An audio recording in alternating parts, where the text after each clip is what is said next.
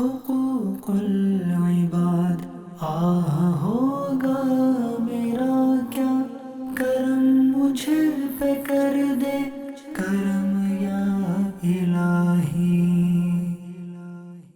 الحمدللہ رب العالمین والصلاة والسلام علی سید المرسلین، اما بعد فاعوذ باللہ من الشیطان الرجیم، بسم اللہ الرحمن الرحیم۔ والصلاة والسلام علیک یا رسول اللہ وعلی آلک واصحابک یا حبیب اللہ۔ والصلاة والسلام علیک یا نبی اللہ وعلی آلک واصحابک یا نور اللہ۔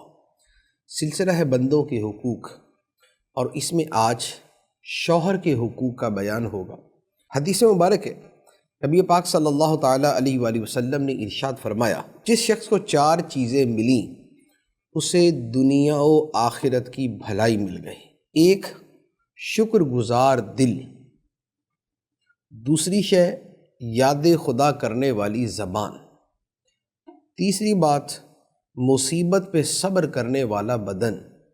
اور چوتھی بات، ایسی بیوی جو اپنے نفس اور شوہر کے مال میں خیانت نہ کرنے والی ہو، وفادار اور اپنی ناموس کی حفاظت کرنے والی اور شوہر کے مال کی حفاظت کرنے والی۔ بیوی پر جو شوہر کے حقوق ہیں یہ بے حد و حساب ہیں۔ شوہر پر جو بیوی کے حقوق ہیں ان کی بڑی تفصیل ہم نے اپنے پچھلے 3 پروگراموں میں بیان کی تھی، اور جو شوہر کے بیوی پر حقوق ہیں وہ حقیقت یہ ہے کہ وہ اس سے بھی زیادہ ہے۔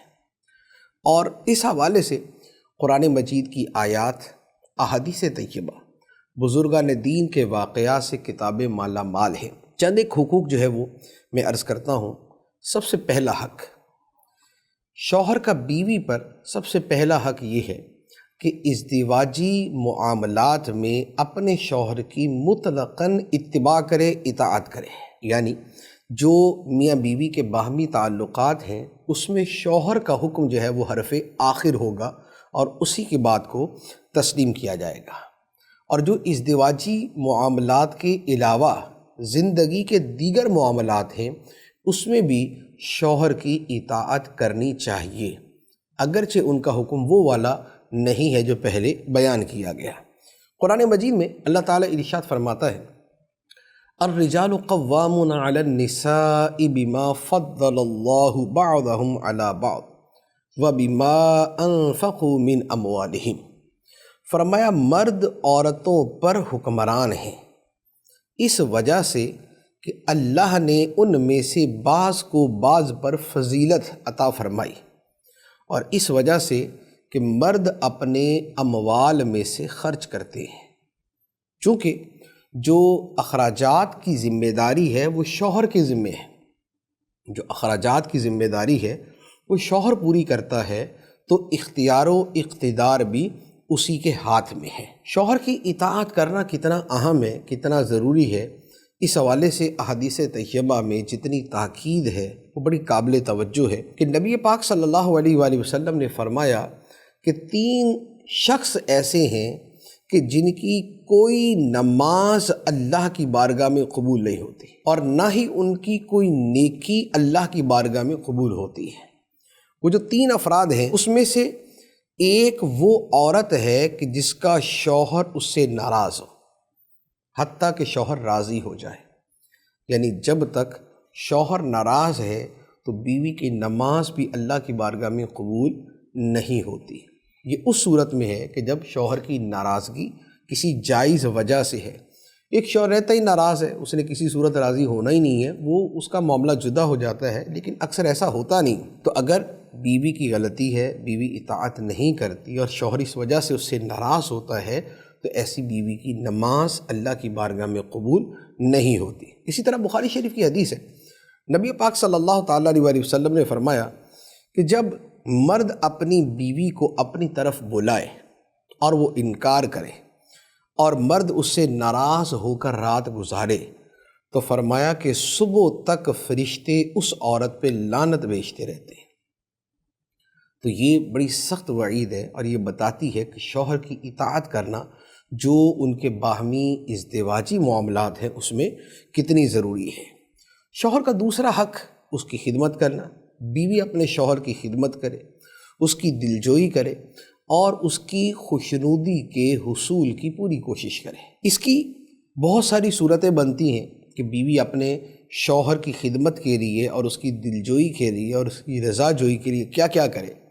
دیکھیں، ایک تو بڑی بنیادی سی بات ہے کہ بیوی اپنے شوہر کے سامنے اپنے آپ کو ویسا رکھے جیسے شوہر اس کو دیکھنا چاہتا ہے۔ اگر شوہر سادگی پسند ہے اور اسے یہی پسند ہے کہ بیوی اس کے سامنے سادگی کے ساتھ رہے تو بیوی ویسے رہے، اور اگر اسے یہ پسند ہے کہ بیوی جو ہے وہ زیب و زینت کے ساتھ رہے تو بیوی اپنے شوہر کے لیے زیب و زینت اختیار کرے۔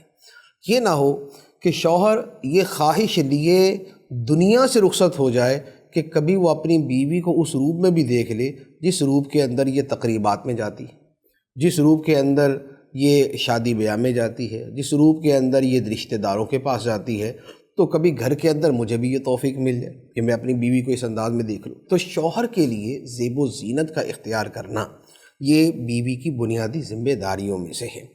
اچھا، پھر اسی طرح عورت کا جو طرز عمل ہے، جو بیوی کی زندگی کا طرز عمل ہے، وہ یہ بتائے کہ اسے شوہر کی رضا مطلوب ہے۔ ایک لاپرواہی اور ایک جسے انڈیفرنس کہا جاتا ہے، لا تعلقی، یہ رویہ نہ ہو کہ ٹھیک ہے جی شوہر توجہ دیتا ہے تو ٹھیک ہے، نہیں تو نہ صحیح۔ بیوی کا معاملہ شوہر کے ساتھ یہ نہیں کہ وہ شوہر اگر لاپرواہ ہے تو بیوی بولے کہ اگر تم ایسے تو ہم بھی ایسے، ہم بھی آدمی ہیں تمہارے جیسے، ایسا نہیں۔ بلکہ بیوی کے لیے یہی ہے کہ وہ شوہر کی خوشنودی کی تلاش کے اندر بہر صورت کوشش کرتی رہے۔ اچھا، اسی طرح شوہر کی خدمت اور دل جوئی کے لیے کھانے کا معاملہ بڑا اہم ہے۔ عام طور پہ اور آج کے زمانے میں خاص طور پہ اچھے کھانے کھانا، لذیذ کھانے کھانا، یہ تقریباً ہر شخص کی خواہش ہوتی ہے۔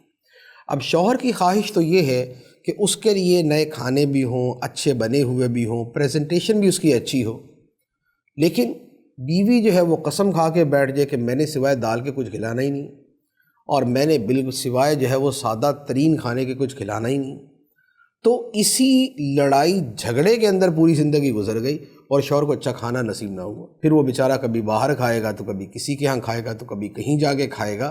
تو کسی کا بڑا اچھا جملہ ہے کہ دل کا راستہ پیٹ سے جاتا ہے، یعنی شوہر کے دل کا راستہ پیٹ سے جاتا ہے، کہ آپ اگر اس کے پیٹ کی تسکین جو ہے کرنے کے لیے اچھے کھانے بنا کے دیتی ہیں تو اس کا دل جیتنا بڑا آسان ہوتا ہے۔ اچھا، اب اسی میں کیا ہوتا ہے کہ جو شے بیوی کو بنانا نہیں آتی، شوہر کی ڈیمانڈ ہوتی ہے یہ بنائے، تو اب کیا ہے کہ اب عورت اس کے سیکھنے کی کوشش کرے۔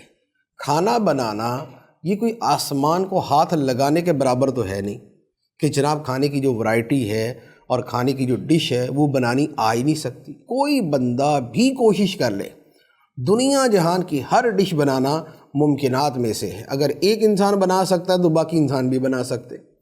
تو اگر کوشش کی جائے تو یقین کیجئے کہ کیا پاکستانی اور کیا انڈین کھانے اور کیا جاپنیز اور کیا چائنیز اور کیا کورین اور کیا تھائی اور کیا یورپین اور کیا امریکن، ہر طرح کا کھانا گھر میں تیار ہو سکتا ہے۔ لیکن بات یہ ہے کہ اگر بیوی اس حوالے سے یہ سوچ رکھے کہ مجھے شوہر کو خوش کرنے کے لیے یہ کرنا ہے۔ ایک اور اہم چیز کہ شوہر کی خدمت کا ایک موقع اور اس کی دلجوئی کا ایک ذریعہ یہ بھی ہوتا ہے کہ اگر شوہر بیمار ہے تو اب اس کی تیمارداری اور اس کی خدمت روٹین سے زیادہ کرے۔ دیکھیں، ہوتا کیا ہے کہ بہت سی چیزوں میں انسانی نفسیات جو ہے نا، بعض اوقات کچھ چیزیں ایسی ہوتی ہیں کہ جن کو بیان کرنا بھی بڑا عجیب سا ہوتا ہے، لیکن جو حقیقت ہے وہ حقیقت ہے۔ وہ یہ ہے کہ بیمار آدمی کو یہ ہوتا ہے کہ بس ساری دنیا اس کے ارد گرد ہی گھومتی رہے۔ جیسے بچے کا ہوتا ہے نا، بچے کو کیا ہوتا ہے، بچہ بیمار ہو تو بچہ کیا کرتا ہے کہ وہ جیسے ہی دیکھے گا نا کوئی پاس سے گزرا تو ساتھ ہی ہائے ہائے شروع کر دے گا۔ کیوں؟ تاکہ اسے پوچھ لیا جائے کہ بھائی کیسے ہو بیٹا، کیسے ہو، ٹھیک ہو۔ یہ معاملہ ہر شخص کا ہے یا اکثر کا ہے، مرد ہے یا عورت۔ بیوی آدھی بیمار ہوتی ہے نا تو آپ سمجھ لیں کہ دو گنا ظاہر کرتی ہے، شوہر آدھا بیمار ہوتا ہے وہ بھی دو گنا ہی ظاہر کرتا ہے۔ وجہ کیا ہوتی ہے کہ اس کو ہمدردی چاہیے ہوتی ہے، اسے توجہ چاہیے ہوتی ہے، اسے پیار کے دو بول چاہیے ہوتے ہیں۔ تو بھائی اگر کسی کو اسی سے خوشی ہو جاتی ہے تو پہنچا دے اسے۔ اگر آپ کسی کو تھوڑا سا ذرا زیادہ بڑھا چڑھا کے پوچھ لیتے ہیں کہ آپ کی طبیعت ناساز لگ رہی ہے، کیا ہے، ٹھیک ہے، یہ 2-4 باتیں اضافی کرنی ہوتی ہیں، طبیعت بھی ٹھیک ہو جاتی ہے، بندہ بھی ٹھیک ہو جاتا ہے۔ تو تھوڑا سا جن چیزوں سے دلجوئی کر سکتے ہیں ان کی طرف توجہ دینی چاہیے۔ اچھا، پھر اس کے ساتھ اس کی رضا جوئی اور خدمت کی ایک اور صورت کہ اگر وہ ناراض ہو تو خوشامد کر کے منانا۔ اچھا، اب یہاں پر کیا ہوتا ہے کہ جو عمومی طور پہ گھروں میں ہوتا ہے وہ تو یہ ہے کہ بھی شوہر ناراض ہے تو تھوڑا بہت تو چلے کیا کہ بھئی ہو جائے راضی، نہیں ہے تو نہ صحیح۔ تو یہ جو نہیں ہے تو نہ صحیح والا رویہ ہے، یہ گھروں میں نہیں ہونا چاہیے۔ اس کی جگہ یہی ہے کہ شوہر کو راضی کرنے کی کوشش کی جائے، اور اس میں علماء نے لکھا ہے کہ اگر خوشامد کر کے بھی شوہر کو راضی کر سکتے ہیں تو اس کی خوشامد کرنا جائز ہے، بلکہ بہت بہتر ہے۔ خوشامد کا مطلب کیا ہوتا ہے کہ تھوڑا سا ذرا بڑھا چڑھا کے تعریف کر دینا، تھوڑا سا ذرا 1-2-4 جملوں کا اضافہ کر دینا۔ تو میاں بیوی کے ساتھ جو اللہ تعالیٰ نے جو ان کا رشتہ بنایا ہے اس میں یہاں تک بھی اجازت دی گئی ہے۔ اچھا، پھر اسی طرح شوہر کی دلجوئی کے لیے، اسے خوش کرنے کے لیے شوہر کے جو ماں باپ ہیں، جو اس کی بہنیں ہیں، تو ان کے ساتھ بھی اچھا سلوک کرنا، کیونکہ یہ ایک فطری سی بات ہے کہ شوہر جو ہے، جو بیٹا ہے، اسے بڑا اچھا لگے گا کہ اس کے ماں باپ کی خدمت ہو رہی ہے، اسے بڑا اچھا لگے گا کہ اس کی بہنیں اگر شادی شدہ ہیں وہ گھر میں آتی ہیں تو اس کی بیوی اچھے طریقے سے ان کو ویلکم کرتی ہے۔ اب اگر جو ہے وہ بہنیں آئیں، یعنی کہ جسے نند کہتے ہیں، اگر نند آئی، اب شادی کے بعد وہ آئی ہے تو ادھر جو ہے وہ بھابھی کا موڈ ہی خراب ہو گیا، اور اب جب تک وہ رخصت ہو نہیں جائے گی اس کا موڈ صحیح ہوگا نہیں، ہر شے کے اندر کڑ کڑ کرنا، اور ان کے آنے کے بعد اپنے بچوں کو ڈانٹنا شروع کر دینا۔ یہ 20 طریقے ہوتے ہیں، گھروں میں رہنے والا ہر بندہ جانتا ہے کہ کیا صورتحال ہوتی ہے۔ تو شوہر کی خوشی کے لیے اس کے ماں باپ اور اس کے رشتہ داروں سے کہ جن کو پردے کی رعایت کرتے ہوئے جن کے ساتھ حسن سلوک جتنا کیا جا سکتا ہے اتنا کرنے کی کوشش کرنا۔ تو یہ ساری چیزیں جو ہیں یہ یوں کہہ لیں یہ شوہر کے واجب حقوق میں نہیں آتی، یعنی کہ واجب نہیں ہے شرعاً کہ شوہر کے ماں باپ کی خدمت کی جائے اور اس کی جو ہے وہ بہنوں کو اچھے طریقے سے ویلکم کیا جائے، یہ واجبات میں نہیں آئے گا، لیکن اچھے گھرانے کا اور خوشگوار گھرانے کا اور خوشیوں سے بھرے گھرانے کا جو اسلوب اور طریقہ ہے وہ یہی ہوتا ہے جو میں نے عرض کر دیا۔ اس حوالے سے ایک حدیث مبارک بھی عرض کرتا ہوں، ابن ماجہ کی حدیث ہے، نبی پاک صلی اللہ تعالیٰ علیہ وسلم نے فرمایا کہ تقویٰ کے بعد مومن کے لیے نیک بیوی سے بہتر کوئی چیز نہیں، اور وہ کیا ہے؟ فرمایا کہ اگر شوہر بیوی کو حکم دے تو بیوی اس کی اطاعت کرے، اور اگر شوہر بیوی کو دیکھے تو شوہر خوش ہو جائے، اور اگر وہ اپنی بیوی کے متعلق قسم کھا بیٹھے تو بیوی اس کی قسم کو سچا کرے، اور اگر شوہر کہیں چلا جائے تو بیوی اپنے نفس اور شوہر کے مال کے معاملے میں بھلائی کرے۔ یہ ایک حدیث ہے کہ جس میں اچھے تعلقات اور میاں بیوی کے اچھے خوشگوار زندگی کے بڑے بنیادی اصول بیان کر دیے کہ اچھی بیوی کون سی ہے، تو فرمایا کہ شوہر حکم دے تو بیوی اطاعت کرے، آگے سے نافرمانی کا، اڑ جانے کا، نہ ماننے کا، توجہ ہی نہ دینے کا، بات ہی نہ سننے کا رویہ یہ نہیں، بلکہ شوہر حکم دے تو بیوی اس کی اطاعت کرے۔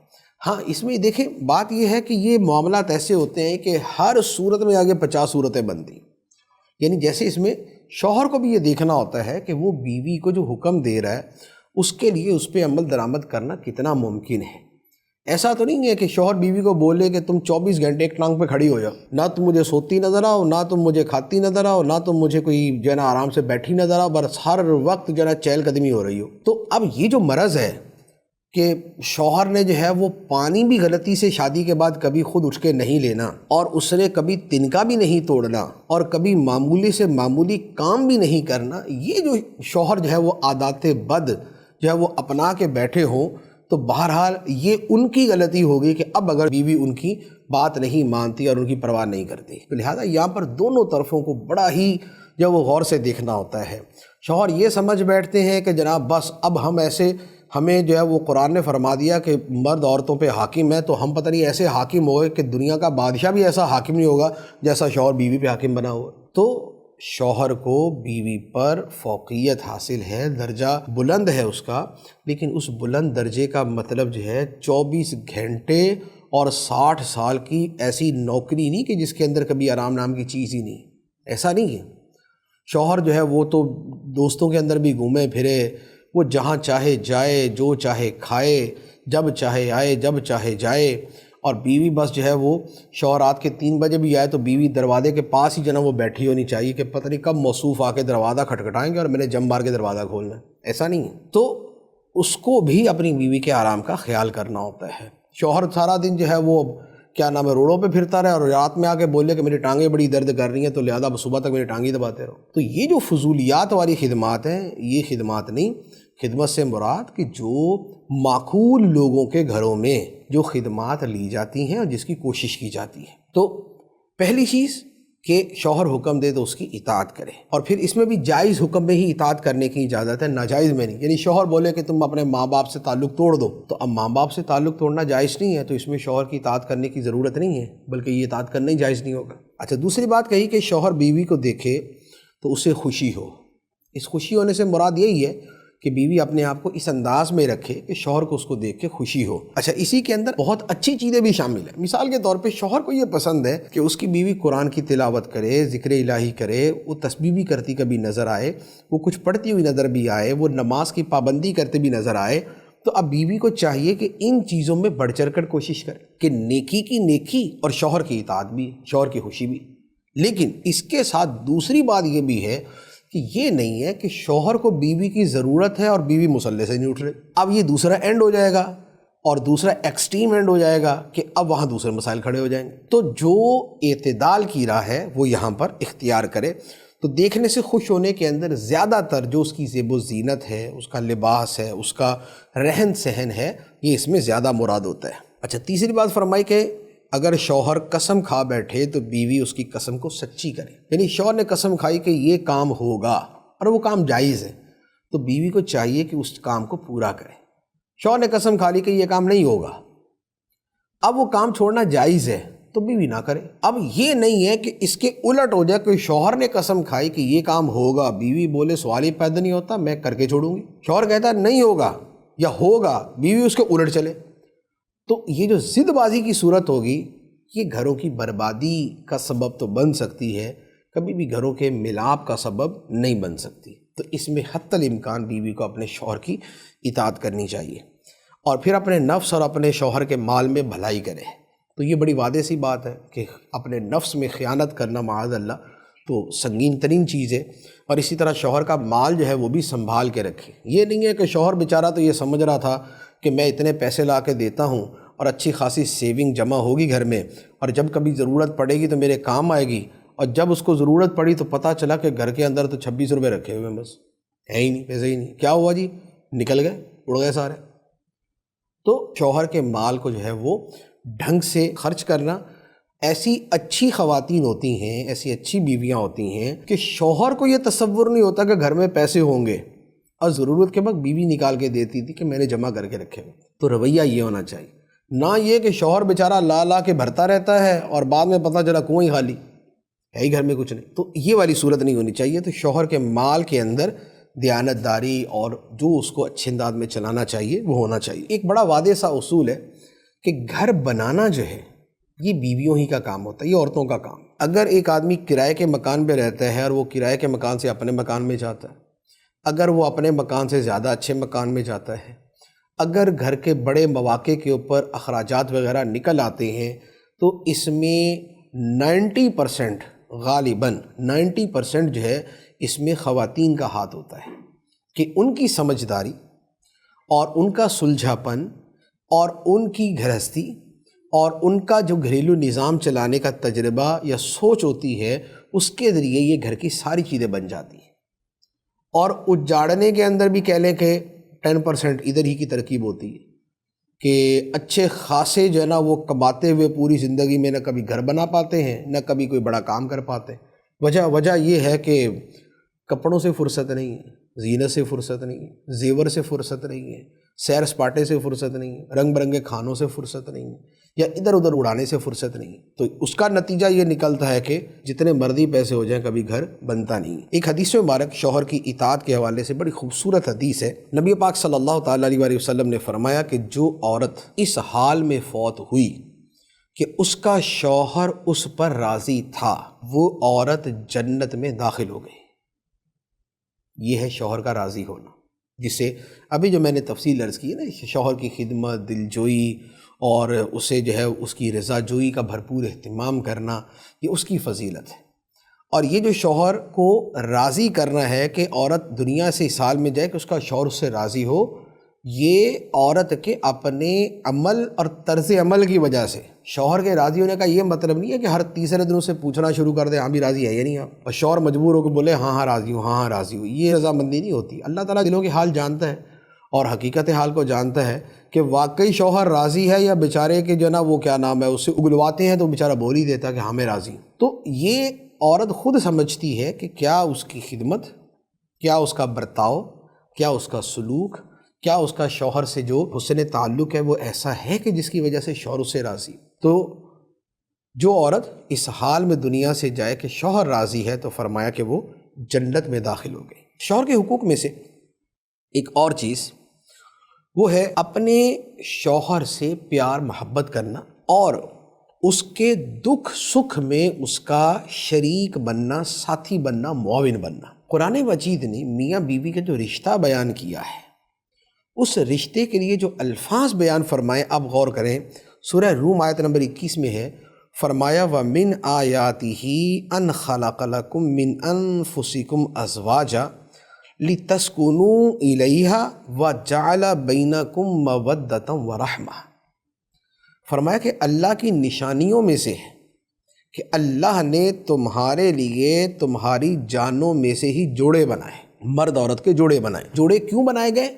فرمایا لِتَسْكُنُوا إِلَيْهَا، تاکہ تم اپنی بیویوں سے سکون حاصل کرو، تمہیں ان سے سکون ملے۔ اور فرمایا وَجَعَلَ بَيْنَكُم مَّوَدَّةً وَرَحْمَةً، اور اللہ نے تمہارے درمیان محبت اور رحم دلی رکھ دی۔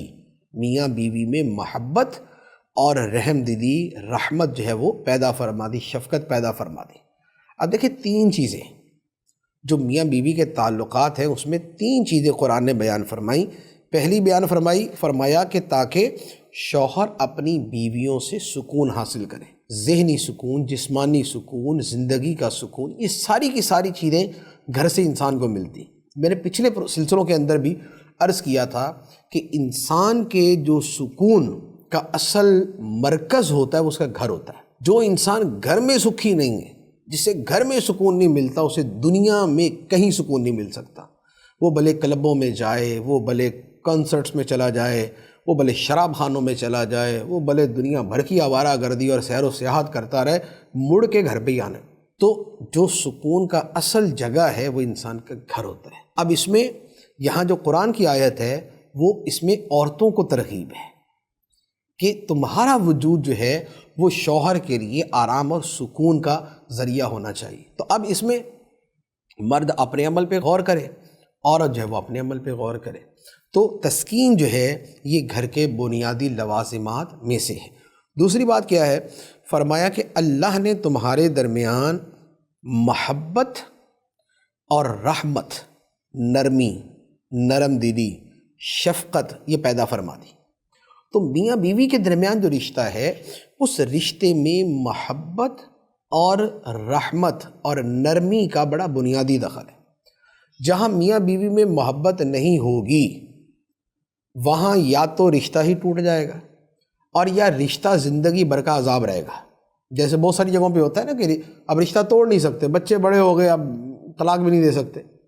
اچھا، یا یہ ہے کہ کوئی اور ہی وٹا سٹا ہے تو وہاں پر جو ہے وہ اب جدائی نہیں ہو سکتی، تو اب کیا ہوگا؟ اب یہ ہوگا کہ زندگی عذاب میں گزرے گی۔ تو میاں بیوی کی زندگی کی بنیاد جو ہے وہ مودت پہ ہے۔ اس لیے حدیث مبارک میں فرمایا کہ کوئی شخص اپنی بیوی سے بغض نہ رکھے، اپنی بیوی سے بغض نہ رکھے، اس سے دل میں عداوت اور نفرت نہ رکھے۔ بعض شوہر ایسے ہوتے ہیں نا، بول دیتے ہیں میرے دل میں بس تمہارے بارے میں نفرت ہے۔ اب عورت جو مرضی اس کے لیے کر دے، شوہر صاحب پکے ہوتے ہیں کہ نہیں بھی، سوال ہی پیدا نہیں ہوتا کہ میرے دل کے اندر نرمی پیدا ہو جائے، اپنی زندگی بھی برباد کرتے ہیں، بیوی کی بھی برباد کرتے ہیں، آگے بچوں کی بھی برباد کر دیتے ہیں۔ تو اللہ تعالیٰ نے کیا فرمایا ہے کہ خدا نے مودت کا رشتہ، محبت کا رشتہ یہ رکھا میاں بیوی کے درمیان۔ اور دوسری بات ہے فرمایا رحمت، رحمت کہتے ہیں نرمی کو، شفقت کو، نرم دلی کو۔ تو میاں بیوی کے درمیان یہ جو رشتہ نرمی، شفقت اور ایک دوسرے کے ساتھ جو ہے وہ بھلائی کا برتاؤ کرنا جو ہے، یہ ان کے رشتے کو دوام بخشتا ہے۔ تو یہ چند ایک حقوق ہے جو شوہر کے اپنی بیوی پر ہیں، وہ میں نے عرض کیے ہیں۔ مزید جو ہے وہ انشاءاللہ اگلے سلسلے میں بیان کریں گے۔ ابھی سوالات کی طرف چلتے ہیں۔ آج کل آن لائن کام ہوتا ہے، تو گھر کی جو لیڈیز اور خواتین ہوتی ہیں وہ آن لائن کام میں زیادہ ہوتی ہیں۔ اب اس کی وجہ سے بھی گھر میں پیسہ عورت کی طرف سے آ رہا ہوتا ہے۔ بسا اوقات یہ دیکھنے میں آتا ہے کہ پھر شوہر وہاں پر دب رہا ہوتا ہے، تو کیا اگر عورت کمائے تو کیا وہ شوہر پر حکم چلا سکتی ہے؟ زندگی کی بہت سی چیزیں جو ہے نا، اس کا تعلق ہوتا ہے سمجھداری کے ساتھ۔ جہاں پر سمجھداری ہو اور جہاں پر شوہر اپنی حیثیت کو سمجھتا ہو اور عورت اپنی حیثیت کا سمجھتی ہو، وہاں پر ایسا ایشو نہیں ہوتا۔ اب آپ دیکھیں صحابہ کرام اور صحابیات میں بہت سے ایسے تھے، صحابیات ایسی تھی جو کاروبار کرتی تھی۔ اس کی بہت بڑی مثال یہ لے لیں کہ حضرت سیدتنا خدیجۃ الکبریٰ رضی اللہ تعالی عنہا، نبی پاک صلی اللہ علیہ وآلہ وسلم کی زوجہ مطہرہ اور مومنوں کی ماں، آپ کا کاروبار تھا، بہت بڑا بزنس تھا آپ کا، اور نبی پاک علیہ الصلاۃ والسلام اس بزنس کو چلاتے تھے۔ لیکن اس کے باوجود آپ سیدنا خدیجۃ الکبریٰ رضی اللہ تعالی عنہا کی محبت، نبی پاک علیہ السلام کی خدمت اور سرکار علیہ الصلاۃ والسلام پہ سب کچھ قربان کر دینے کا جذبہ دیکھیں۔ تو یہ کیا ہے کہ جب حسن معاملہ ہو، جب سمجھداری کا برتاؤ ہو، تو پھر رشتہ جو ہے وہ اچھے طریقے سے چلتا ہے۔ خواتین جو آن لائن کام کرتی ہیں، اگر وہ جائز کام ہے اور جائز طریقے سے کرتی ہیں تو اس میں کوئی حرج نہیں ہے، اور گھر کے اندر کنٹریبیوشن کرتی ہے تو اچھی بات ہے، نہیں کرتی اور اپنا پیسہ سنبھال کے رکھتی ہے تو بھی جائز ہے، اس میں کوئی حرج نہیں ہے۔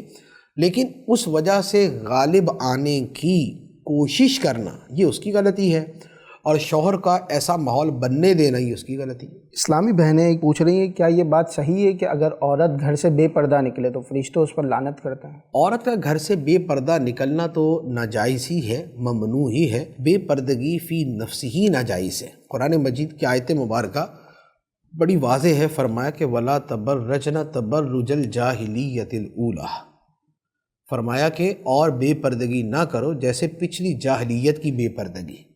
اور عورت جب بے پردہ گھر سے نکلتی ہے تو فرمایا گیا کہ شیطان اسے جھانکتا ہے، اور اگر خدا نہ خواستہ معاذ اللہ وہ پرفیوم وغیرہ لگا کے، خوشبو لگا کے نکلتی ہے کہ غیر مردوں تک وہ پہنچے، تو اس صورت کے اندر اس پر لعنت بھی برستی ہے۔ محمد عظیم بھائیوں وہ پوچھ رہے ہیں کہ حساب کتاب قیامت کے دن ہوگا تو پھر قبر کا عذاب کیوں ہوتا ہے؟ اس کا سمپل سا جواب یہ ہے کہ دو حساب ہوتے ہیں، ایک قبر میں ہوتا ہے، ایک قیامت میں ہوگا۔ جو قبر کا حساب ہے اس کا تعلق صرف ایمانیات کے ساتھ ہے کہ مر ربو کا، ما دینو کا، اور ما کنت تقول فی ھذا الرجل۔ تو یہ تینوں سوال جو ہے یہ ایمان کے بارے میں ہیں، اور ان جوابات کے اوپر جو قیامت تک کا اس کا مرحلہ ہے اس کا فیصلہ کیا جاتا ہے، اور جو قیامت کے دن حساب ہے وہ پورا حساب ہے، وہ ہے کہ جو فرمایا گیا کہ تمہیں بھرپور تمہارا اجر دیا جائے گا یا سزا دی جائے گی۔ تو یوں کہہ لیں کہ قبر کا حساب ایک چھوٹا حساب ہے، قیامت کا حساب ایک بڑا حساب ہے۔ شوہر کی عادت ہو اگر تانے دینے کی تو بیوی اس کو کیسے برداشت کرے؟ شوہر کی عادت تانے دینے کی ہے تو بیوی اس پہ صبر ہی کر سکتی ہے۔ دیکھیں زندگی میں ہر شے ہماری مرضی کے مطابق ہو جائے یہ ضروری نہیں ہوتا، بیسیوں معاملات کے اندر یہ چیز چلتی ہے۔ بہت سی چیزیں بیویوں میں ایسی ہوتی ہیں کہ شوہر اس کو بدلنا چاہتے ہیں لیکن زندگی گزر جاتی ہے، چیز نہیں بدلتی۔ بہت سی چیزیں شوہروں میں ایسی ہوتی ہیں کہ بیوی بدلنا چاہتی ہے، شوہر نہیں بدلتے۔ اچھا، پھر یہی بات زندگی گھر میں بھی ہوتی، اولاد اپنے ماں باپ میں بہت سی چیزیں بدلنا چاہتی ہے لیکن نہیں بدل پاتی، ماں باپ ہمیشہ وہی کرتے ہیں۔ ماں باپ اپنی اولاد کو بدلنا چاہتے ہیں، اولاد نہیں بدلتی۔ دوست کو بدلنا چاہتا ہے، وہ نہیں بدلتا۔ تو بات یہ ہے کہ زندگی جو ہے یہ ہماری مرضی کے مطابق نہیں چلتی، تو کسی جگہ کمپرومائز کرنا پڑتا ہے، کسی جگہ اس کو بندہ کوشش کرتا ہے تو تبدیلی آ جاتی ہے۔ تو شوہر اگر تانے دیتا ہے تو بیوی آگے سے ان اللہ مع الصابرین کا وظیفہ پڑھتی رہے، صبر کر لے۔ ایک سوال یہ ہے کہ خلا کا انکار کرنا کیسا؟ خلا کا انکار کرنا، یہ جملہ جو ہے یہ مجمل ہے۔ خلا کا انکار جو ہے ویسے تو کوئی مسلمان نہیں کر سکتا، کیونکہ قرآن مجید کے اندر خلا کا تذکرہ موجود ہے۔ قرآن پاک کے اندر آیت مبارکہ خلا کے بارے میں بڑی واضح طور پہ موجود ہے، لہذا اب یہ مسلمان سے یہ تو متصور نہیں ہے کہ خلا کا باقاعدہ قرآن میں تذکرہ ہو اور وہ اس کا انکار کر دے، کیونکہ قرآن کا انکار کرنا تو کفر ہے۔ تو لہذا اب جو انکار کر رہا ہے اس کے جملے کا معنی و مفہوم اور اس کا پورا سیاق و سباق دیکھنا پڑے گا۔ کیا مثال کے طور پہ کوئی شخص خلا کا انکار کرتا ہے کہ جی میں کورٹ کے خلا کو نہیں مانتا، جو کورٹ کچہری میں خلا ہوتا ہے میں اس کو نہیں مانتا۔ اب دیکھیں اب جملے کی نوعیت بالکل بدل گئی کہ جو یہ انکار ہے یہ معادلہ کو قرآن کی آیت کا انکار نہیں ہے، وہ کورٹ کے پروسیجر کے اعتبار سے بات کر رہا ہے اور اس پہ اس کو شکوک و شبہات ہیں اور اسے وہ تسلیم نہیں کر رہا۔ اسی طرح اور صورتیں بھی ہو سکتی ہیں۔ تو ایسے جملے کہ جن کے اوپر بڑا بھاری حکم بنتا ہو، ان جملوں کے حوالے سے یہ ہوتا ہے کہ ان کا سیاق و سباق پتہ ہونا چاہیے۔ وراثت کیا جبری ہے، یعنی لینی ہی پڑتی ہے یا تقسیم سے پہلے بھی معاف کر سکتے ہیں؟ وراثت کے بارے میں یہی ہے کہ یہ جبری ہے۔ جبری کا مطلب یہ ہوتا ہے کہ وراثت میں جس کا حصہ متعین ہوتا ہے تو اسے وہ حصہ ہی لینا ہوتا ہے۔ وہ یہ کہہ دے کہ میں اپنا حصہ نہیں لوں گا، میں نے اپنا حصہ چھوڑ دیا، تو اس سے کوئی فرق نہیں پڑتا۔ 100 مرتبہ بھی بول دے اس کا حصہ ویسے کا ویسا باقی رہتا ہے۔ باقی یہ ہے کہ اگر وہ کسی کو تحفہ دینا چاہے تو اس میں کوئی حرج نہیں ہے، تحفہ وہ دے سکتا ہے۔ اگر مثال کے طور پہ بھائی بہن جو ہے وہ حصے دار ہے اور بھائی جو ہے وہ اپنا حصہ اپنی بہن کو ہبہ کر دیتا ہے، تحفے میں دے دیتا ہے، یا بہن اپنے بھائی کو تحفے میں دے دیتی ہے اور جو تحفے کی شرائط ہیں وہ پوری ہو جاتی ہیں، تو اس میں کوئی حرج نہیں ہے۔ تو یہ جبری بھی ہے اس اعتبار سے کہ معاف کر دینے سے یا چھوڑ دینے سے یہ معاف نہیں ہو جاتا، چھٹ نہیں جاتا۔ اور باقی یہ ہے کہ ہبہ تو کر ہی سکتے، تحفہ تو دے ہی سکتے۔ شبیر احمد بھائی ہیں، وہ پوچھ رہے ہیں کہ مرنے کے بعد روحیں کہاں رہتی ہیں؟ مرنے کے بعد روحوں کے بہت سے مقامات ہیں۔ بعض لوگوں کی روحیں ان کی قبروں پر ہی رہتی ہیں، اور بعض گناہ گاروں کی روحیں جو ہیں یہ یمن کا ایک نالہ ہے، کنواں ہے، وہاں پہ رہتی ہیں، اور نیک لوگوں کی ایک تعداد ہے کہ جن کی روحیں آب زمزم کے کنویں کے پاس رہتی ہیں، خانہ کعبہ کے پاس رہتی ہیں۔ بہت سی ارواح ایسی ہیں کہ جو عرش معلیٰ کے نیچے اعلیٰ علیین کا جو مقام ہے وہ وہاں پر رہتی ہیں۔ اور جو شہیدوں کی روحیں ہیں ان کے بارے میں فرمایا گیا کہ وہ نورانی جو ہے وہ قندیلوں میں اور سبز رنگ کے پرندوں کے پوٹوں میں رہتی ہیں، اور وہ بھی اعلیٰ علیین میں یا جنت میں رہتی ہیں۔ تو یوں روحوں کے مختلف مقامات ہیں، اور بہت سی روحیں وہ ہوتی ہیں کہ جن کو آنے جانے کی اجازت ہوتی ہے۔ جیسے احادیث کے اندر موجود ہے کہ ہر شب جمعہ، جمعرات اور جمعے کی درمیانی رات کو روحیں اپنے گھروں کو آتی ہیں۔ اسی طرح شب براءت کو روحیں اپنے گھروں کو آتی ہیں اور آ کے فریاد کرتی ہیں کہ ہمارے لیے ایصال ثواب کرو۔ تو یوں روحوں کے حوالے سے ایک بہت وسیع اور ایک بہت یوں کہہ لے کہ مفصل جو ہے وہ معلومات احادیث کے اندر موجود ہے۔ اس حوالے سے اعلیٰ حضرت علیہ رحمہ کی ایک کتاب ہے حیات الاموات فی بیان سماع الاموات، تو اس کتاب کے اندر اس حوالے سے بہت مفصل مواد موجود ہے۔ اگر شوہر بیوی کو ٹائم نہ دے سکے تو کیا شوہر پر گناہ ہوگا؟ بیوی کو ٹائم نہ دینے کے بہت سے معنی بنتے ہیں۔ ایک یہ ہے کہ شوہر بہت زیادہ مصروف ہے، رات کو آتا ہی 12 بجے ہے، بیوی یا سو چکی ہے، بچوں کو صبح تیار کر کے اس نے بھیجنا ہے، تو اب یہ ٹائم نہ دینا جو ہے یہ ایک قسم کی زیادتی ہے۔ اسے گناہ نہیں کہیں گے، لیکن یہ ایک قسم کی زیادتی ہے کہ یہ بیوی کا حق ہے کہ شوہر اسے ٹائم دے۔ اور ایک یہ ہے کہ شوہر بیوی سے ایسی لاپرواہی اختیار کر لے کہ مہینوں گزر جائیں وہ اس کے قریب ہی نہ آئے، تو اب یہ والی صورت جو ہے یہ گناہ کے زمرے میں داخل ہو سکتی ہے۔ اس پر جو ہے وہ احادیث طیبہ یعنی کہ روایات موجود ہیں۔ سیدنا عمر فاروق رضی اللہ تعالیٰ عنہ کا فرمان اور ائمہ مجتہدین کا موجود ہے کہ 4 مہینے اس طرح نہیں گزرنے چاہیے کہ شوہر اصلاً اپنی بیوی کے قریب نہ جائے، اور اگر وہ بیرون ملک بھی جائے تو بہرحال جو بیوی کا حق ہے وہ باقی ہے، اور یہ 4 مہینے کے اندر جو ہے وہ اس کے پاس آنا اس پر لازم ہوگا، الا یہ کہ بیوی اجازت دے۔ قرآن مجید کی آیت ہے جس میں فرمایا کہ ایسا رویہ نہ ہو کہ فَتَذَرُوهَا كَالْمُعَلَّقَةِ، کہ تم بیویوں کو ایسے چھوڑ دو کہ جیسے کوئی لٹکی ہوئی چیز ہے جس کی پرواہ ہی نہیں ہے، ابھی گرمی لگے، سردی لگے، بھوک لگے، نہ لگے، جو مرضی ہو، اس کو بالکل معلق چھوڑا ہوا، تو اس کو قرآن مجید نے ناجائز قرار دیا ہے۔ تو اب وہ ایک سے زیادہ بیویاں ہیں یا ایک بیوی ہے، جس کے ساتھ بھی فَتَذَرُوهَا كَالْمُعَلَّقَةِ والا رویہ ہوگا، وہ جائز نہیں ہوگا۔ ایک سوال آیا ہے کہ رضاعی بچے کا کیا وراثت میں حصہ ہوگا؟ رضاعی بچہ وہ ہوتا ہے کہ جو دودھ کے رشتے سے رشتہ دار بنے، جیسے کسی عورت نے بچے کو دودھ پلایا 2.5 سال کی عمر کے اندر 2 سال تک پلانا جائز ہوتا ہے، لیکن 2.5 سال تک حرمت ثابت ہو جاتی، تو اس عمر میں کسی بچے کو دودھ پلایا تو وہ بچہ جو ہوتا ہے وہ دودھ پلانے والی خاتون کا بیٹا بن جاتا ہے، اسے کہتے ہیں دودھ والا بیٹا، اور جو اس عورت کا شوہر ہوگا وہ اس بچے کا رضاعی باپ یعنی دودھ کے رشتے کا باپ بن جائے گا۔ اب یہ رشتے کے اعتبار سے تو باپ اور ماں کہلا رہے ہیں، لیکن دودھ کا رشتہ ایسی چیز نہیں ہے کہ جس کی وجہ سے وراثت بھی ثابت ہو جائے۔ کسی اور رشتے سے وراثت بنتی ہے تو وہ اور چیز ہے، لیکن محض دودھ کے رشتے سے اگر کوئی بیٹا یا ماں یا باپ یا بیٹی بن گیا تو اس کا وراثت میں حصہ نہیں ہوگا۔ شفاعت کبریٰ سے کیا مراد ہے؟ رسول اللہ صلی اللہ تعالیٰ علیہ وآلہ وسلم کی شفاعت کیا کافروں کے لیے بھی ہوگی؟ شفاعت کبریٰ جو ہے اس میں تو کافر بھی شامل ہیں۔ شفاعت کبریٰ بیسیکلی یہ ہے کہ میدان قیامت میں جب ساری مخلوق جمع ہوگی اور آدھا دن گزر جائے گا اور لوگوں کا حساب شروع نہیں ہوگا، اور لوگ قیامت کی گرمی کی وجہ سے سخت پریشان اور تکلیف میں ہوں گے، تو اس وقت وہ کہیں گے کہ کسی کے پاس جا کے ہم یہ کہیں کہ اللہ تعالیٰ سے حساب تو شروع کروا دیں ہمارا۔ تو پھر وہ طویل حدیث ہے کہ حضرت آدم علیہ السلام، پھر نوح علیہ السلام، پھر ابراہیم علیہ السلام، موسیٰ علیہ السلام، عیسیٰ علیہ السلام سے ہوتے ہوئے نبی پاک علیہ السلام کی بارگاہ میں آئیں گے، اور سرکار دو عالم صلی اللہ تعالیٰ علیہ وآلہ وسلم اللہ کی بارگاہ میں عرض کریں گے کہ یا اللہ مخلوق کا حساب شروع کر دے۔ تو نبی پاک علیہ السلام کی شفاعت پر مخلوق کا حساب شروع ہو جائے گا۔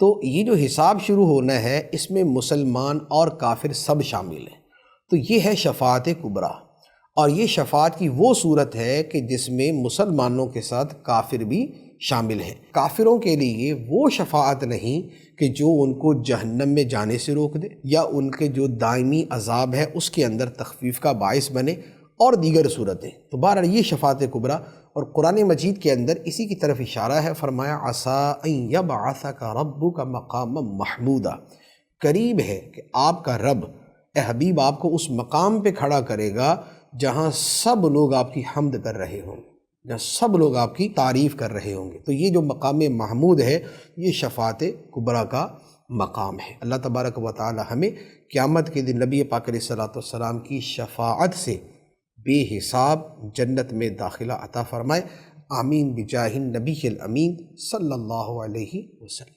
حقوق العباد آہ ہو